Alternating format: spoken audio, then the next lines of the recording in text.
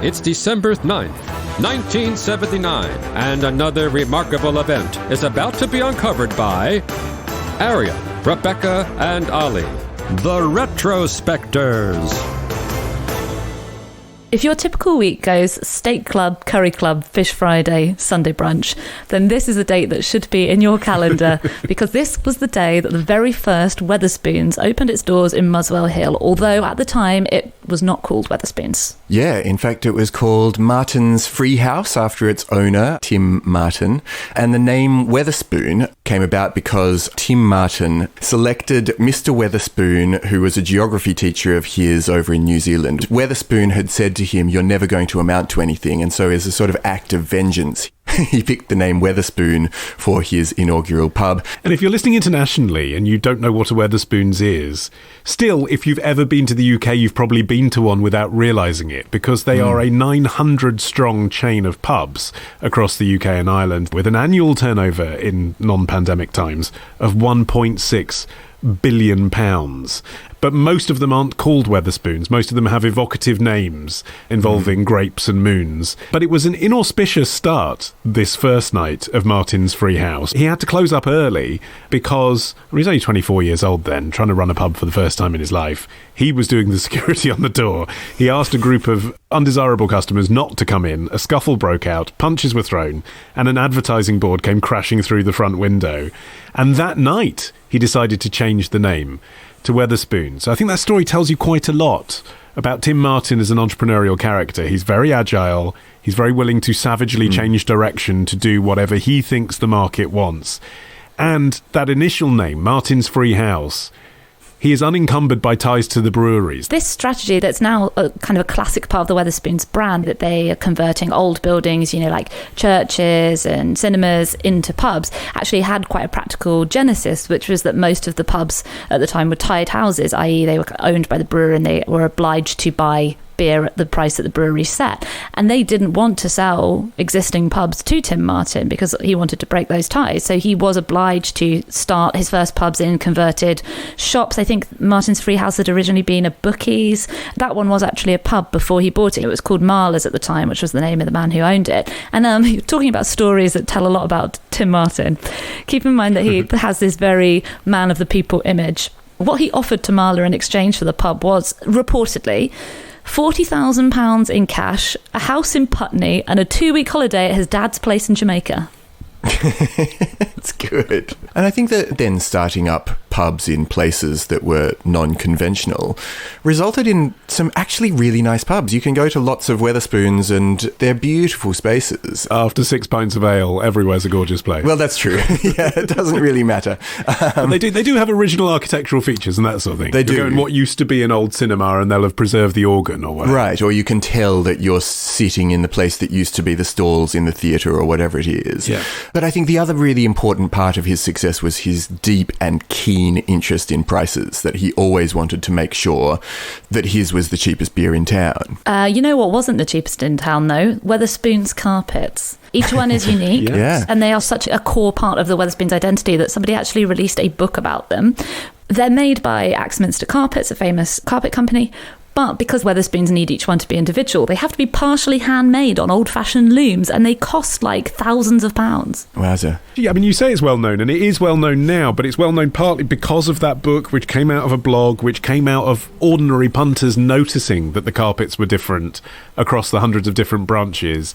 Because another thing that Wetherspoons have done in the last few years is come off social media. I mean, how odd a decision is that? They do the cheapest breakfast, they do the cheapest beer, and yet they're not on social media to hark on about that. They've left it up to their audience to tell people about it. And I mean, the carpet is a really weird example of that.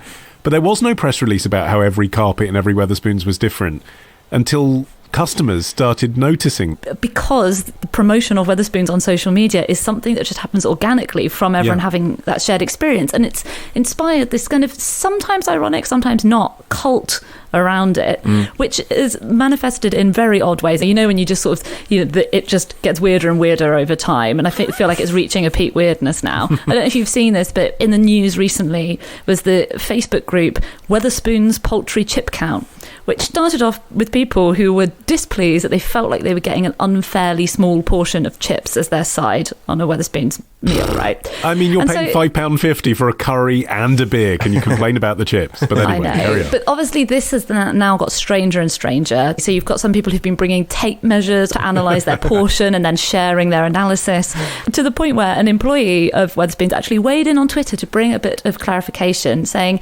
they're counting the chips, not knowing that Wetherspoon measures chips by weight, 180 grams. And yes, you get spot tested on your chip weight. I mean, maybe part of its lack of social media presence is to do with the way that he positions himself as a really old school publican. And they do actually have their own magazine, which is called Wetherspoon News, which is really Tim Martin's place to just voice whatever is on his mind, which is often pro-Brexit, anti-European, and from what I have seen of his pandemic material, not necessarily the most pro-science. You cast aspersions on Wetherspoons News. However, in 1991, when they first started publishing it, it was still just a London-based chain. It would be another 2 years before it opened its first premises outside of London, and it had its own newspaper. Which really does speak to his ambition, and that is something that is impressive about him as an entrepreneur, because if you look at endless decisions that he made, they all speak to an incredible ambition. Whether it was installing a kind of American corporate culture into the British pub business, he idolises the Walmart founder, Sam Walton, makes all of his managers read Walton's book, Made in America, and even tests them on the contents of that book as a business practitioner. Or whether it's, for example, years before the public smoking ban coming in, making the weird decision as a publican to say all our new pubs are going to be non-smoking. Yeah. That saw a turnover drop of 7% in those pubs, but from learning from the experiences of what customers who didn't want to smoke whilst they drink wanted, they made sure that by the time the smoking ban came in 2007, all their pubs did better out of that than every other pub in the country, because they had the offer right. I mean, I wonder whether that ties into his quasi-obsession with cleanliness. Apparently, he insists on places being clean, and if they aren't sufficiently up to scratch in that respect, and also if they're not making money in the way that he wants them to, he's quite ruthless about shutting venues as well. And I think that also ties into that interest in the sort of American grow or die. You know, he said that he wants 1,500 pubs across the country, and he's not far off these days. Yeah, and Wetherspoons is often criticised for bringing uniformity to the pub experience. And I think from the position of, 2021, when everyone's really obsessed with authenticity and anti-big chains taking over and making everything, one uniform experience, that is an understandable point of view. But if you look at it in the time, in the 80s when the chain was first growing, you had the explosion of wine bars, and people were looking for a more professional, a more, chic experience. It feels ridiculous to say chic in the context of Wetherspoons, but when you're thinking about like a dingy old school boozers, there was this huge market of people, young professionals, women, families, who might not have felt really at home in those, when you were sort of at the whim of the landlords. And when you went to Wetherspoons, you could go in knowing that you were going to get the same experience, which actually at the time was a big advantage to a lot of people who were looking for something that brought this new level of consistency. There's no music, there's no TV sports, there's no gambling machines. You know what to expect, so you can always go in one and feel comfortable. What we're not saying by talking about the sophistication of the Wetherspoons layout is that they're not a magnet for alcoholics. The cheap beer plus the opening hours and the breakfasts means there are usually old men. It's usually quite sad and depressing when you walk past the window and you see them there at 11 o'clock, drinking in the mornings, in town centres, up and down the country. I don't know if that's a net good or a net bad for a lot of town centres in a way, because yes, it's bringing alcoholics into the centre of town, but actually it's also meaning that the council doesn't have to lay on a day centre for them, frankly. I mean, that is the vibe often when you walk past. But what's intriguing about that is I genuinely feel like it's a kind of community place where those people feel comfortable, these drunk old men with their dogs at 11 o'clock in the morning.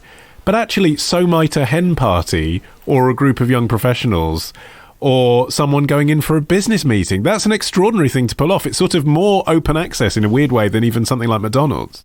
Did you guys know that another aspect of uniformity is the dress code? Wetherspoons actually does have a dress code, which its website states thus: customers are requested to remain fully clothed throughout their visit, including wearing shoes. Customers are requested to remain upright if possible, and only to ruin the carpet in the lurid patterned area. The requested bit, at the very least, suggests that it's not a hard and fast rule. Tomorrow. Their disguises were moustaches, like a funny Groucho one. They're like, it's a me.